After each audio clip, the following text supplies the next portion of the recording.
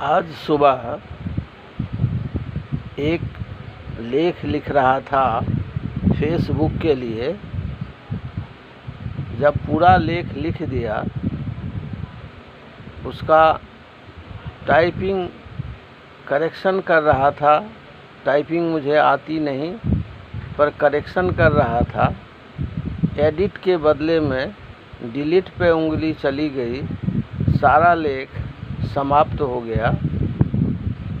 बड़ा दुख हुआ कि 3 घंटे लग के एक लेख तैयार किया था और वो सेकंड नहीं लगा, गलत बटन दब जाने से सारा डिलीट हो गया। यही गलती बटन दबना अगर बड़े एटॉमिक राष्ट्रों के बीच हो गया तो क्या होगा? सब कुछ नष्ट हो जाएगा। इसलिए चीन को पीछे हट जाना चाहिए, अतिक्रमण का स्वभाव छोड़ देना चाहिए। अन्यथा किसी भी पक्ष से गलती हो, वह महाविनाश का कारण बन सकता है। अब दुनिया की जितनी सभ्यताएं हैं, उसमें इजिप्ट, इंडिया, चीन, ये सब, बेबीलोनिया, दजला फुरात, ये सब सबसे पुरानी सभ्यताओं में से एक हैं। जिसकी सभ्यता इतनी पुरानी हो, उसको इतना असभ्य नहीं होना चाहिए। लेकिन अगर विनाश आता है तो विनाश काले विपरीत बुद्धि। विनाश के समय में बुद्धि विपरीत हो जाती है। इस समय ऐसा ही कुछ लग रहा है कि चीन ऐसे ही विनाश की ओर बढ़ रहा है। अन्यथा उसे दूसरे की भूमि को अतिक्रमित करने का कौन सा ठेका अधिकार मिल गया? यह तो सर्वथा अनुचित है, क्योंकि यह विकास का युग है। आपने बहुत विकास किया है, दुनिया को आप बहुत सुविधाएं प्रदान कर रहे हैं, यह बड़ी अच्छी बात है। पर दूसरे की भूमि पे अतिक्रमण करना, यह तो बहुत ही बुरी बात है। इसके लिए चीन को हर हाल में विचार करना चाहिए और जो कम्युनिस्ट के सिद्धांत को मानते हैं, उनको चीन को समझाना चाहिए। अब चीन के ऐतिहासिक परिप्रेक्ष्य में जाइए तो महाभारत काल में पांडव हिमालय की यात्रा कई बार किया। उसमें पश्चिमी हिमालय, मध्य हिमालय और पूर्वी हिमालय की तरफ वो कई बार गए। जब मध्य हिमालय की हम बात करें, मध्य हिमालय मीन्स हिमालय पूर्व से पश्चिम की ओर जितनी उसकी लंबाई है, उसके बीच वाले हिस्से को हम मध्य बता रहे हैं। हम ऊंचाई के हिसाब से नहीं कि तलहटी या मध्य हिमालय और महा हिमालय, उसकी बात नहीं कर रहे। तराई, मध्य हिमालय और महा हिमालय की बात नहीं कर रहे। हम मध्य हिमालय इस समय लंबाई के हिसाब से जो बीच का हिस्सा है। तो सर्वप्रथम अर्जुन जब वनवास के समय में वनवास में गए पांडव लोग, तो शिव की आराधना के लिए निकले, क्योंकि पहले पाशुपतास्त्र मिलता, उसके बाद ही वो दिव्यास्त्र को प्राप्त कर सकते थे। यह प्रारंभिक शर्त थी। तो उन्होंने शिव को प्रसन्न करने के लिए हिमालय के ऊपर गए, वहाँ तपस्या प्रारंभ की और शिव को प्रसन्न कर पाशुपतास्त्र प्राप्त किया। उसके पश्चात वो स्वर्ग गए इंद्र के यहाँ उन्होंने अन्यान्य दिव्यास्त्रों को प्राप्त किया। अब स्वर्ग है कहाँ? तो जो हमारा उत्तराखंड है, हिमाचल है, केलोंग, हिमाचल का केलोंग और लद्दाख का हिस्सा है, उसे स्वर्ग का हिस्सा माना जाता है। अब यह अर्जुन की यात्रा थी। इस क्षेत्र में पांडव लोग जब वो स्वर्ग की ओर चलते हैं, उनका अंत समय आता है, तो वो स्वर्ग की तरफ पैदल ही चल पड़ते हैं। और ऐसा कहा जाता है कि जब वो लद्दाख के क्षेत्र में गए तो ऑक्सीजन की कमी के कारण उनकी मृत्यु हो गई और वो स्वर्ग तक नहीं पहुंच पाए। सबकी कहानी है कि सबसे पहले सहदेव की मृत्यु हुई, फिर किसी की हुई, फिर किसी की हुई। तो ये पांडवों की इधर की यात्रा थी।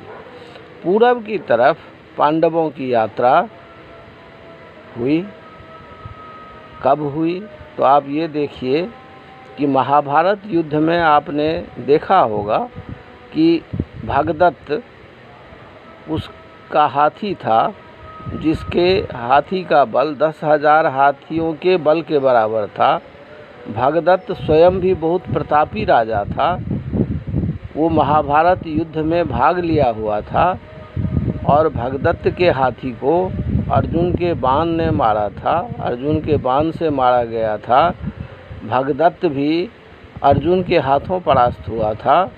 और इसका अर्थ ये हुआ कि पूरब से इनका संबंध था। भगदत्त कामरूप का राजा था, अर्थात जो आसाम प्रदेश हमारा है वहाँ का राजा था। जब हमने आसाम की यात्रा की थी तो उन लोगों का ये मानना है कि भगदत्त हाथी का व्यापारी था, लेकिन पुराणों में वर्णित है कि वह वहाँ का राजा था। उस प्रदेश में, उस क्षेत्र में हाथी बहुत है, ये तो हम आज भी देख रहे हैं। तो अब उनका मानना ये है कि वह हाथी का व्यापार करता था। और आज का जो माजुली द्वीप है उसका प्रयोग चीन के तरफ से व्यापारिक रूप में हुआ करता था, ऐसा वहाँ लोगों का मानना है। लेकिन धीरे धीरे माजुली आज ऐसा टापू बन गया है कि वो कभी भी डूब सकता है, क्योंकि चीन ऐसे उपद्रव मचा रहा है कि जिस दिन उसने ब्रह्मपुत्र पर बने अपने डैम को खोल दिया या किसी कारण से वो उसका डैम टूट गया, तो उस दिन माजुली द्वीप हमारा डूब जाएगा। वैसे भी वहाँ कटाव होता रहता है। ये अब पूरब में दोबारा जब ये कृष्ण का युद्ध होता है बाणासुर से, तो उस समय भी पांडव लोग उनके साथ जाते हैं। और अर्जुन स्वयं भी जब चक्रवर्ती सम्राट हो चुके थे युधिष्ठिर, तो पूरब की तरफ विजय यात्रा में निकलते हैं।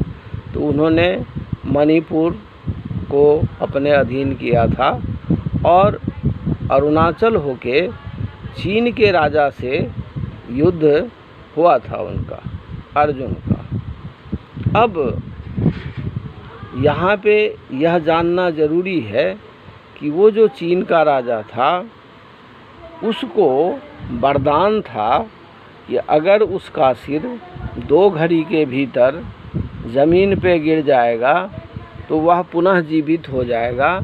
जैसे रक्त बीज को वरदान मिला हुआ था कि उसका जितना रक्त नीचे गिरेगा वह उसके समान शरीर और बलशाली उसके जैसा ही राक्षस अर्थात रक्त बीज पैदा हो जाएगा। उस चीन के राजा को वरदान था कि वह तभी मरेगा जब उसका कटा हुआ सिर 2 घड़ी के बाद पृथ्वी पे गिरे। तो ये लोग उसका सिर बार बार काटते थे और वो गिर जाता था, वह पुनः जीवित हो जाता था। तो अंततः ये हुआ कि इनके पक्ष के जितने वीर योद्धा थे, अर्जुन, भगवान कृष्ण भी उसमें थे और जितने यदुवंशी योद्धा थे, उन लोगों ने उसको 2 घड़ी से अधिक समय तक एक आदमी अपनी तीर से उसके सिर को ऊपर ले जाता था, लेकिन उसकी एक सीमा होती थी। वह पुनः पृथ्वी की ओर अवश्य आता और तब तक वो जीवित हो जाता था।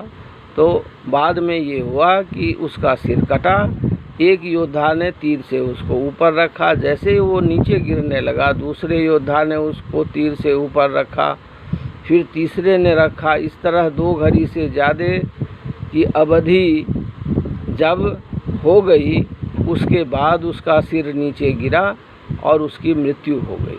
मैं यहाँ दूसरे तरीके से इसको सोचता हूँ। यह जो आप आज भी देखेंगे कि किम जोंग है, वह अपने कई हम शक्ल बनवा रखा है। वह कब बीमार होता है, कब बाहर आता है, कौन कहाँ होता है। तो वैसे ही उस राजा के हम शक्ल हो सकते थे जो राजा की मृत्यु के पश्चात या उसके हम शक्ल वाले बार बार अर्जुन के समक्ष आते होंगे और उनको ऐसा समझ के वो मारता होगा कि हम उस राजा को मार रहे हैं, लेकिन वह उसका हम शक्ल रहा होगा। मैं इसमें दूसरी बात ऐसा भी समझता हूँ कि ये जो मंगोलियन प्रजाति है, जो चीन में और कोरिया में है, वो उनका जो हम शक्ल है, उनका जो शक्ल है, सूरत है, वो लगभग एक जैसा होता है। उनमें बहुत बारीकी से जब आप देखेंगे तो पाएंगे कि उनके शक्ल में थोड़ा फर्क है।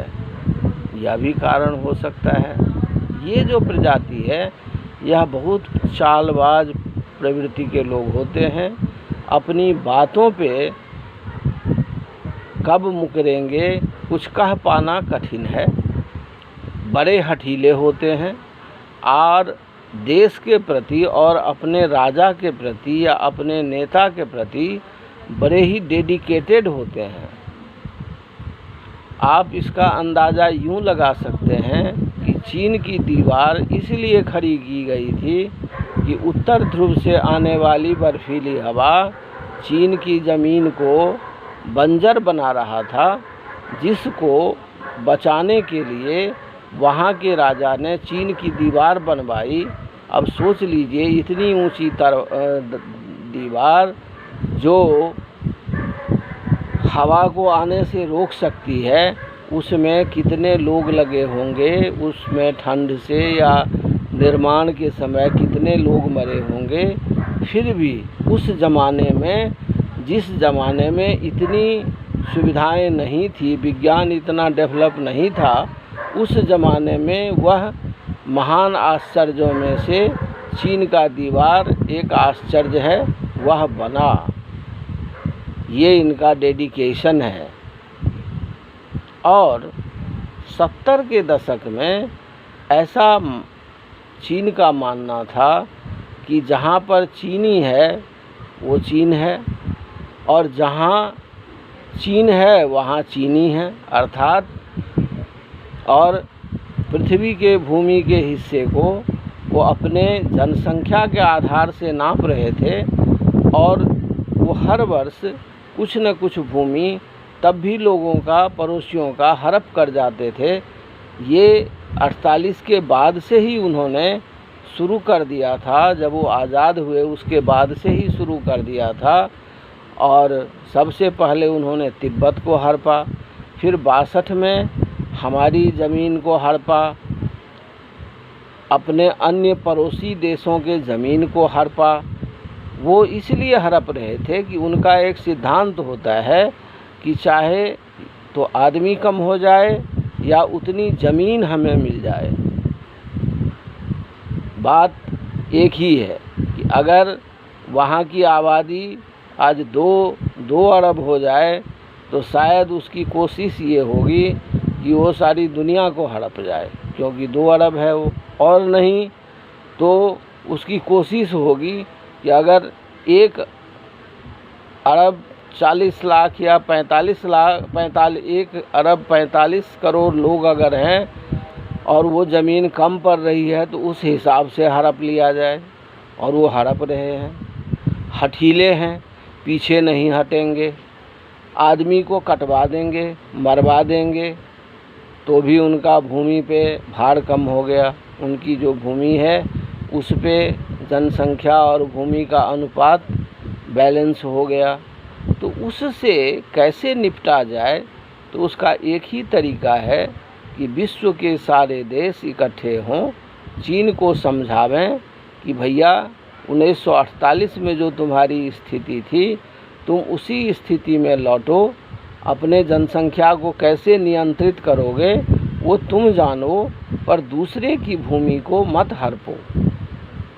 अगर तुम ऐसा नहीं करोगे तो फिर युद्ध होगा। अगर युद्ध होगा तो जो हारेगा वो एटम बम का प्रयोग करेगा। एक ने अगर एटम बम का प्रयोग कर दिया तो दूसरा राष्ट्र भी उस एटम बम को चलाएगा। एटम बम चलने का मतलब है कि महाविनाश, क्योंकि वह आने वाले कई सदियों तक पृथ्वी पे क्या क्या प्रभाव डालेगा यह जानना कठिन है। आज के डेट में हर राष्ट्र के लोगों में शिक्षा बढ़ी है, समझदारी बढ़ी है, तो उनको चाहिए कि समझदारी का परिचय दें, युद्ध का रास्ता न अपनावें, जिसकी जो चीज़ है वो उसको वापस करें और अपने हद में, अपनी सीमा में रहें, किसी की भूमि का अतिक्रमण ना करें, चोरी छुपे वहाँ उपद्रव ना मचावें। ये सब युद्ध को जन्म देता है। चीन को ये सब बातें समझनी होगी। अगर ये बातें चीन नहीं समझ रहा तो विश्व के सारे देशों को अब इकट्ठा हो जाना चाहिए और एकदम से आर्थिक नाकेबंदी चीन का कर देना चाहिए, ताकि वह इन बातों को समझे और अपनी हद में वापस जाए, अपनी सीमा में वापस जाए, विश्व को शांति से रहने दें। हर देश की इकोनॉमी ऐसे ही गड़बड़ा गई है कोरोना के कारण, उसका भी जन्मदाता चीन ही है। फिर वो अगला कौन सा एक दुराभाव रख के कार्य को कर रहा है यह समझ में नहीं आ रहा। वह दूसरों को क्यों सताना चाहता है यह समझ में नहीं आ रहा। उनके यहाँ जो लोग हैं वो इस बात को क्यों नहीं समझाते अपनी सरकार को। मैं तो सबसे यही निवेदन करूँगा कि युद्ध को टाला जाए, चीन को समझाया जाए, अन्यथा उसकी पूर्णतः आर्थिक नाकेबंदी कर दी जाए। जय हिंद, धन्यवाद।